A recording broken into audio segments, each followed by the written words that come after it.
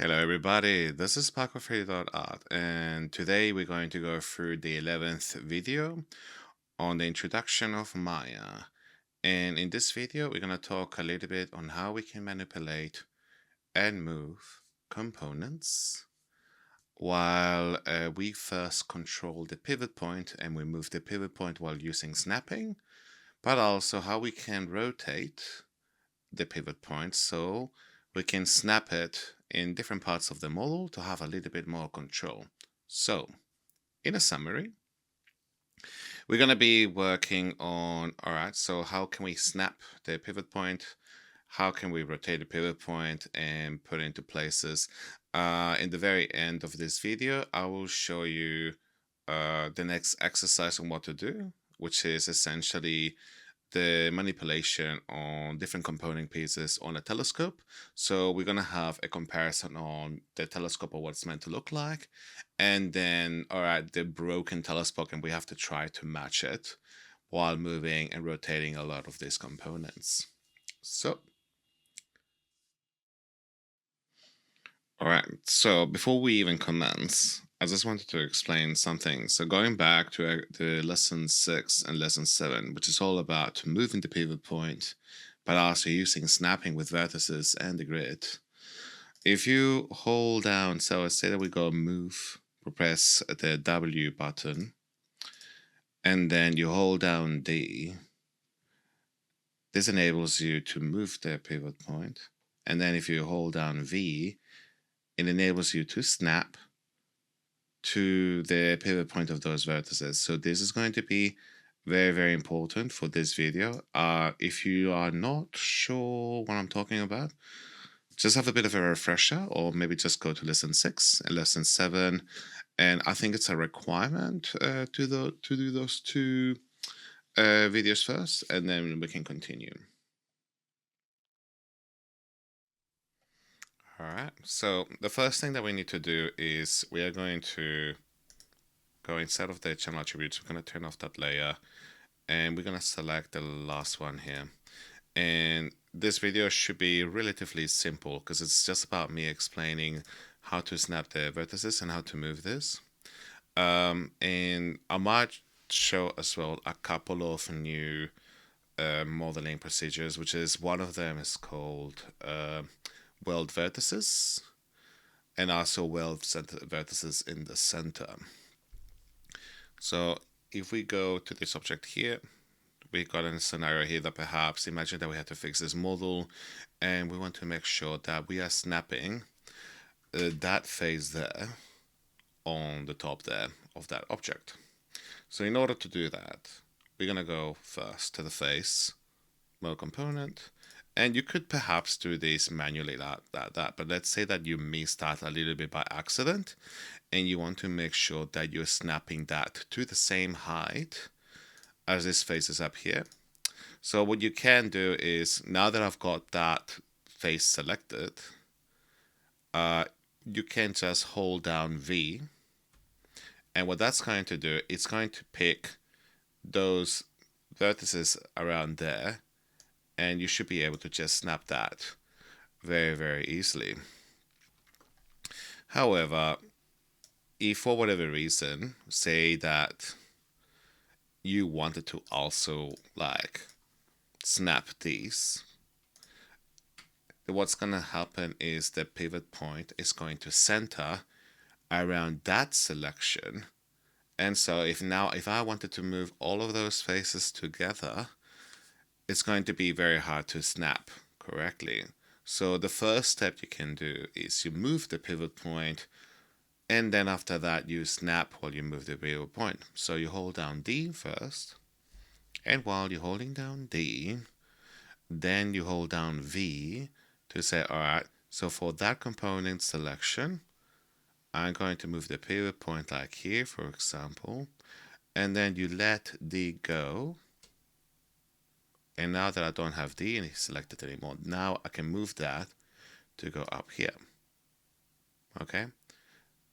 Now, because we got this part here that is again now out of line, now we can go edges, select those two, and now again we can just hold down V to snap that there, and then we can go, actually, I want that to snap to that vertex over here.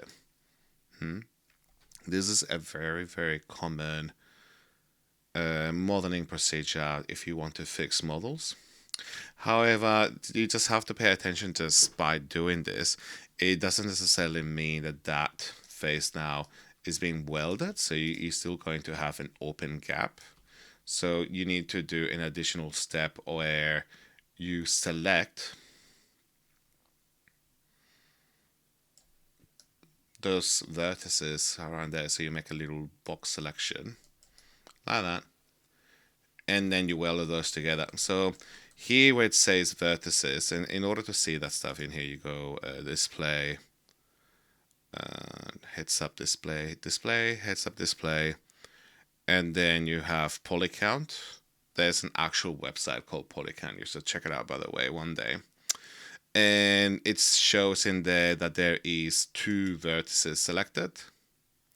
So this is now where you go Shift and then right click, and then you go to the 12 o'clock option, merge vertices, and then you go merge vertices to center, and that usually will weld the 2 vertices together. So if you see, it goes from 2 to then 1 now, and now if I move that, it should be like that's only 1 vertex selected. That's fine. However, you might find that if you want to do that one by one with these 2, it's going to take some time to do that as well. So another method that we can use, I'm going to move my camera to go a little bit like this, sideways. So I'm just going to move like that until I got those vertices there flat with the camera perspective view. I'm going to go vertices mode. I'm going to draw a little box like that, to have all of those selected. And now I'm just gonna do Shift, right click, go to the 12 o'clock option, merge vertices, keep going a bit more. And now instead of using merge vertices to the center, I'm going to use just the merge vertices option. And this, whenever you let go, you're gonna have a list of options on things that you can do. And it's going to give you this little menu here that's going to say what distance threshold do you want to use. The bigger the number, it means that the easier vertices are going to start welding. So then if I go this to number 1, you see how things now are starting to collapse with each other. This is perhaps what you don't want. So you can just use a low value, like even like this value here is 0.01, that's fine. And you can see here now, it's gone from instead 13 vertices, it's gone back to 9. So that's how you know that's working with this number here. So now that that procedure is done, now that's being welded. Okay. By the way, when it comes to fixing models, this is going to become very common. Now, problem is, let's say that you have, like, if you rotate this around, press E, rotate that around, that pivot point is still being rotated to that, right? So if you're going to be moving things, it's going to not, sometimes it's not going to be, the pivot point is not be aligned to how you like it. So here, this is using the Weld pivot point. It's using the same as this, which is the Weld. But if you ever want to use the object orientation, this is where you can hold down W on the keyboard and then hold down the left click button. And you're going to have this radial menu that's all related to doing things with the move command. And you can see here, you've got the object tick box or the Weld tick box. So if you select object, the pivot point is going to orientate automatically to the object. And this is going to be very useful. So you can see now, if you want to orientate things to that orientation, it's going to be a lot easier. However, you will notice that some cases, this is not the case.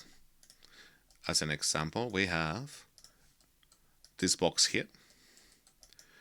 And you would have noticed that I have already frozen the orientation of the box.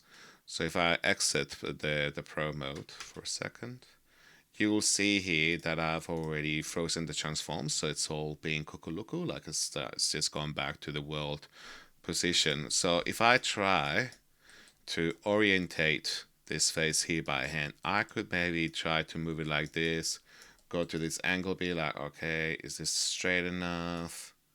Move it here. Okay. Oh, now this one here. Yeah, okay, cool. That's more or less. But you see, it's still pretty janky. You have to have a pretty good eye to get that perfect and then snap those guys over there. So instead, what I'm going to do, I'm going to undo a couple of times. And I'm going to say, all right, what if I can find a way to orientate? Let's say that, okay, let's move it that way. So what I'm going to use is I'm going to hold down D. And whenever you hold down D, if you do it outside of viewport, it's going to do reset. But then if you go anywhere, you see how it says align, align, align, align, align, align. So you can just go say here in the dot and it's going to align there, but that's perhaps not an ideal one. So just go around, okay, perhaps this one here, this one here, this is good, right? And now if you let go, it's going to use that pivot point. That's going to be aligned to that face. And now this is where you can go D, V, and now I can just align it to that pivot point there. And now I can say, all right, I am going to align the x-axis of that orientation to these vertices here, so it actually falls down to the same face. So now I'm just going to hold down V, click on that, and now I can say, all right, align to that vertex there. And you see, now that is perfectly aligned to that line there. Now, there is two methods that we can use in order to make sure that that's wrong one. To make sure that this is scaled to this one. So one method could be, okay, let's scale it this way. So it's now matching to that. But I'm not a big fan of that technique now, because if you do it like that, it might not be a little bit off. So I'm going to show you another really, really cool technique in order to snap those guys over there, the next modeling procedure. So that is Shift, right click, and you have, while you got the mode selected without vertex or anything like that, Shift, right click, you have the target weld tool. And this, my friend, is going to enable you to just weld one vertex to one vertex. So it's going to go in here, select this guy here, and then you get this yellow circle, and then I can go, okay, weld that to this. Boom. And then I can do the same here, select that one. Boom. And then again, from here to here. Easy. All right, so I want to teach the next one here. So let's say, for example, we want to match these guys here with these ones. So, and what we can do, instead of going like that one by one, what we can do instead is, because they're all very similar faces, we can just select one.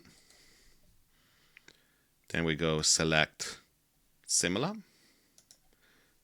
And it's going to select all of those around the clock. By the way, select similar, it only works if that face is quite identical in terms of the dimensions and the height. So if this one here, for example, is a little bit down, and then you go select similar, it's not going to work. And the same goes if I select this one here and go similar, it's not going to select that face. Like if it is slightly different, it's not going to work. But because they're all pretty similar, if I go select one face and I go select similar, it's going to do all of those. I am showing this technique because in the next exercise, there's going to be a few things like this. So I'm just going to now scale it this way. There we go. And the next part of this exercise is if you want to select a lot of faces quite easily. This is a technique that I really like to use a lot, which is convert selection. So I'm just going to select that singular vertex there. Hold down Control. And holding down Control and then right click, it gives you selection options to do conversion. Convert this to that, or convert a component to a selection of other components. So holding down Control, right click. Here it's going to give you choices like, do you want to change this into edges or faces or vertices or UVs, or shrink the selection, grow the selection, etc. So I'm just going to go to faces, and then I'm going to go to faces again. And any face that's connected to that vertex is going to select it. And this is very useful. Like I just selected 20 faces with selecting only one vertex because they're all connected to the same triangle. And now that I've got that, I'm just going to snap it to be in the same height as this. So I'm just going to hold down V and snap it down to there. And that's it. Done. Control and Shift, Control and Spacebar. So I'm gonna show you the telescope. Now, I did model this object from scratch, and I did it with textures as well, because I wanted to have a very specific model that was all about alignment, but also I modeled it in a way that was very easy to be broken. So this fella here, you should not be able to touch it, just leave it as it is. The one model that you're meant to fix is this one on the right. So you need to match as much as possible the model to your left from your right. However, due to the complexity of this model, there is a lot of things. So it's a little bit like, okay, what is different from this one to this one, and try to match it. However, because there is so many things wrong with it, and part of me, I'm pretty sorry about it, but I think at the same time, if you are able to fix this, you're going to be able to fix a lot of things that could be wrong with future models, and it's going to make you very adaptable to position a lot of the components aligned in the right places with great ease. Now, I will not just give you this and be like, good luck, see you later. I have prepared for you a Pureref for you. I will give the link below on the software that you need to download this. But let's open Firefox or Chrome or anything of your choice. It doesn't have to be Firefox. It can be Chrome too. It can be whatever you want. And we look for Pureref. First, you will need to download this. You can download this as for this video has been released for free. And this is something that most likely I will be using in the future with other tutorials. And it's a reference program that enables you to have lots of images up. And so this is what I've been using. But I think there should be also an image that you can see within the project if you don't want to use Pureref. But if you scroll down here, you will find, okay, get Pureref. So just press on this button. And then here, the way that this website is designed is like, oh, thank you for contributing. Do you want to pay money or not pay money? Like what, how do you want to contribute? So you just have to say, personally, if you like the software and you can afford it, and if you use it on a daily basis, try to support the company. I did pay them maybe a year or two ago. I did give them $20 because I was like, you know what? Please keep working on this. This is really, really good. So I gave them some money. But you can just, for now, you can just say custom amount, put that to 0, and they're like, oh, well, okay, I guess so. And then you can download it for free. I'm not going to do it, obviously, because I've already got it. So now that we've got that downloaded in here, install it. Pause the video until you get it installed. And for this project here, if we go to that project setup, the one that you done the unzip, you will find that specific file hidden inside of the source images. Double click in here. And there you go. So this is where you got to fix image there. So if I click on that there, you got this as an image if you want. And the goal of this is what's meant to look like, but actually what it's looking on the other one. So you just have to find these places and fix them one by one. Let's see what are the different things. So if I go inside of here,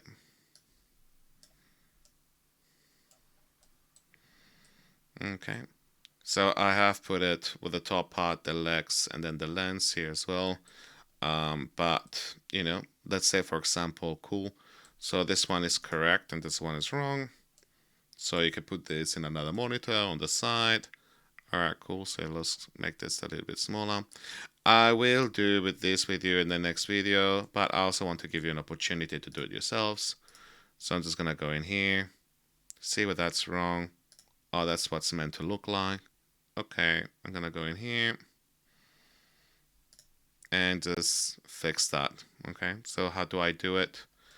Just go double click, double click, double click, double click. Okay, and now I'm just gonna move that. Ah, the pivot point is wrong. Okay, I wonder if I should just do this in the Weld. Sure. There you go, and that's one. So I'm gonna give you this as a freebie.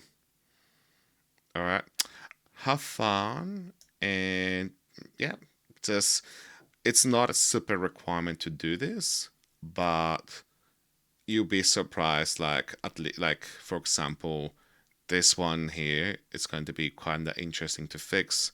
This one here, make sure that this is actually perfectly aligned. Like if this is not perfectly aligned, it's going to be not good. This one here, it's not only the thickness, like it has to actually go up here as well. It's got to be aligned too. Like if that leg looks a little bit wonky, then you've done it wrong. Okay, this one here, that's going to be a lot of fun too. So have some fun. All right, very good. So in the next video, we're going to complete the telescope together and we're going to do all the steps one by one. Like I said already earlier, it is not a requirement to do this exercise or the next one. But if you want to get better at modeling and you want to cover all your gaps in all your areas, I recommend that you do it. So remember, guys, to subscribe, like, or comment if you got any questions, or to share this video around to other people. I would really appreciate it. And great job. And I'll see you in the next video. Bye-bye.